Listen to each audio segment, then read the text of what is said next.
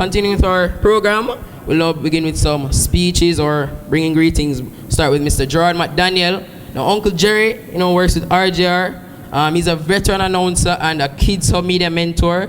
We'll just like to take this time just to thank him for the 3-year partnership that he's dealt with KiDz HuB as relates to bringing us as kids on his show on Sundays. If some of you have listened to it, Picnic Palav, it's been a really amazing opportunity. So at this time, I call Mr. McDaniel. Please applaud him. Thank you very much, John Mark. Good evening, everybody. So, KiDz HuB is an amazing movement because it's a movement in which everybody wins. 3 years ago, I was at a crossroads in terms of what to do in terms of my social outreach.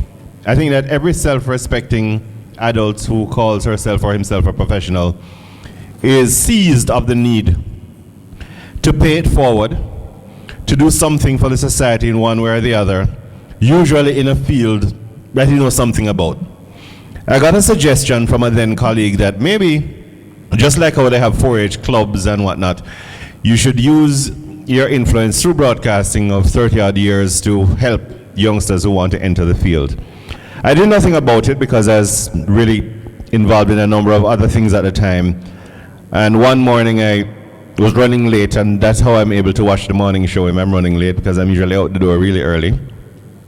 And there were 2 youngsters on the TV giving an interview talking about their experience in the States, having gone to do coverage for the pen relays.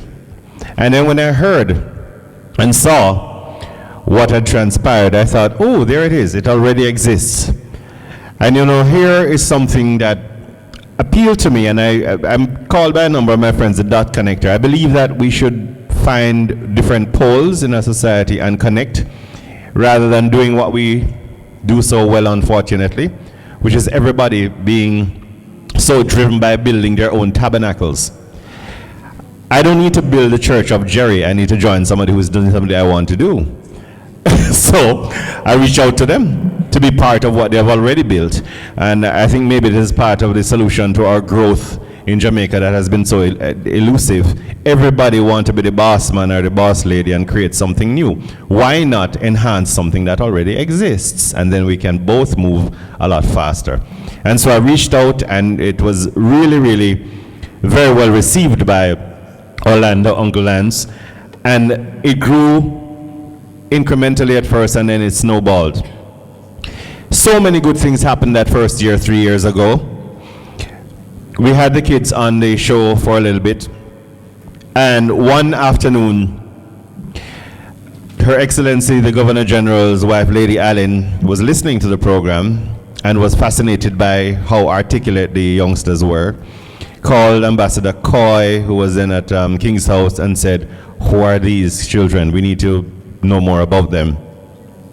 So within a couple of weeks, we were all invited up to meet the Governor General. John Mark played the drum for him and all kinds of things. And more persons kept on asking what was happening. Now, the more I grew to understand what KiDz HuB stood for, the more I realized that it is the way to go. KiDz HuB is not only about teaching youngsters how to be junior broadcasters and subsequently broadcasters. KiDz HuB is a movement. It's a movement to make our children more articulate and more market ready, more globally competitive. How many times have we seen a child here in Jamaica who is considered quote unquote dunce, and they go to the US and all of a sudden they're gifted because they're treated with respect, they're allowed to speak, they're allowed to find their space, they're honored, and so they flourish, they bloom. I don't know what it is about our culture. There's a lot about Jamaica I love, some I don't love so much. Like even the fact that we tend to go for the negatives first. When somebody asks you hello, how often do you say not bad? Why answer with 2 negatives? Why don't you just say I'm well? We tend to go, the default position is, and we do that and we pass that on to our children, unfortunately, and it becomes a life trap in which they don't know that they're brilliant. They don't know that they're fabulous. They don't know that they may speak and not be thought to be disrespectful. We need to move away from that. Children should be seen and heard because they have a lot to do to enhance our own lives as well. So even from a selfish position, it makes sense for us to listen because they can teach us quite a bit. KiDz HuB teaches leadership, logic, discipline, accuracy, social skills. It teaches technical skills in IT as well. And one of the things that is most phenomenal is that I have the pleasure of teaching at the university level as well.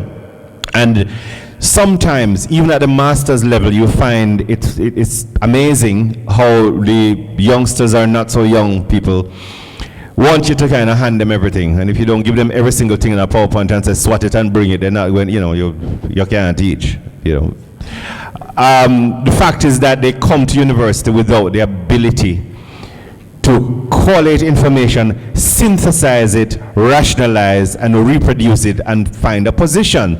They want you to tell them what the position is, what the answer is, so they can swallow the book and belch it on the paper, get A's, and know nothing about the subject.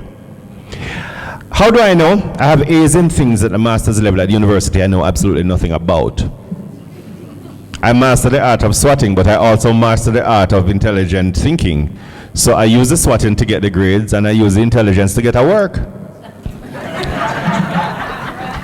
I'm just saying we need to equip our children to work in whatever capacity. So KiDz HuB is a great place.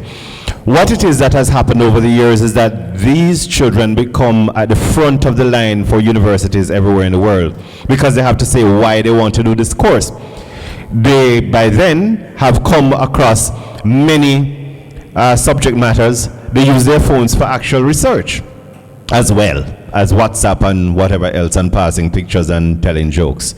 I mean, it's not only a Jamaica problem. US President Obama has said that over and over. They are at the cutting edge in terms of creating equipment and whatnot, but they're like number 15 or 16 in the countries of the world when it comes to productive use of technology.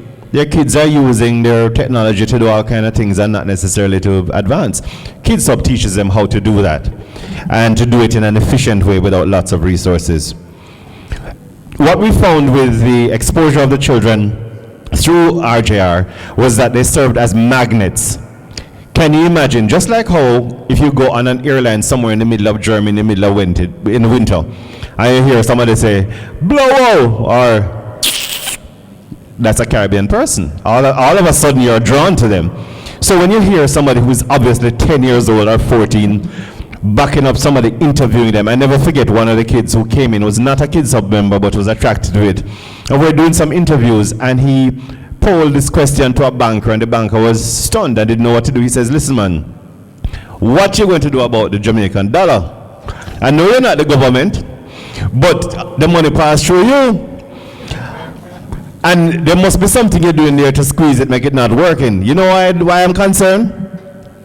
When the dollar don't do well, any money my granny get can't stretch, and she get miserable and me can't live in peace. You have to sort out the dollar. This kid was like, he hadn't got into high school yet. He was a prep school child. They have a fresh perspective on everything, and it helps us to even laugh at ourselves and to reflect and to grow. Another thing it teaches them is collaboration because they're partners. You can look at it in terms of social partnerships, as in private sector, like Scotiabank, like RJR Communication Group, like Flow, like Fly Jamaica, like all of these corporations who have been helping. The government agencies, like the Jamaica Information Service, like the Broadcasting Commission, like the children's driven agencies like the OCA, the ORC, the office, the CDA, and others. And then you also have the NGOs who are in the same kind of business, like Radio HoHo in Australia. And that will be at the operational level. You have the mentors like myself who technically tell them things of pronunciation, protocol, sequencing, timeliness, that thing. Then you have the parents who cater to the emotional, the nurturing, and the administrative. And so you have a whole network of partnerships. So it teaches them how to live. It's not just how to talk nice on the radio and round up their mouth and so. You know, that's nice, but it's not really the core of it. It's of being and understanding and becoming global citizens. How can they become global citizens without a voice? It makes no sense. Today I'm very happy to be here witnessing the launch of KiDz HuB. Jamaica chapter. They've been doing lots of work here, but with this official launch, it means it can be spread outside of Kingston.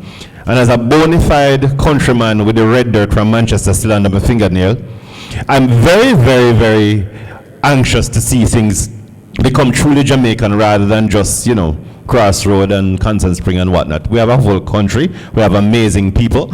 And many of the people who are making us really proud globally are, not necessarily from Kingston. It's country people. So I'm just saying, it's good for us to allow the children from all across the country to thrive and to represent us well. So please support KiDz HuB in any way you can. Not just your own child, but other children. My children are both adults, so I have to turn to try to find other people's children to pour myself and love into. They are independent. They don't need them father anymore. Not emotionally, I guess, maybe for money. But they would never like to see the bank book. But the truth is, we do need, it's part of the human nature to nurture, and we need to encourage that. At this point, we'd like to thank all the youngsters who have shone and have done well, and particularly those who have stepped up for leadership. Leadership deficit is another thing that we have that's on my mind in terms of the Caribbean, to the extent that when I teach at the university level, I don't tell them what is going on. I ask people to volunteer to be class rep. The one person who does usually get credit for the whole semester and books and all kind of things. I need to encourage leadership, but I don't want them to come and hustle it for the wrong reasons. Those who step up get rewarded. We need to start rewarding leadership. Stop telling them that they're enough. Stop telling that them chat too much. Allow them to step up and lead.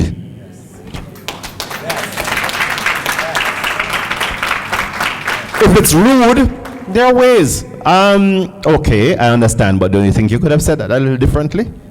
You can correct with love. So they understand that it is okay to voice out, but not to offend deliberately. And they also understand that you can offend without meaning to, and you'll go through all of that and teach them the social skills. I'd like to single out 3 persons, and not because the others are not crucial, but because there's so many excellent kids. If I name them all, it would consume so much time. But Jediah Johnson is the immediate past president, and that took some leadership. The current leader, Serena Thomas, she's based in New Jersey, and our crash survivor, Nzinga McCarthy, is going to take over in December this year, December 29. Let's give a round of applause to all of those.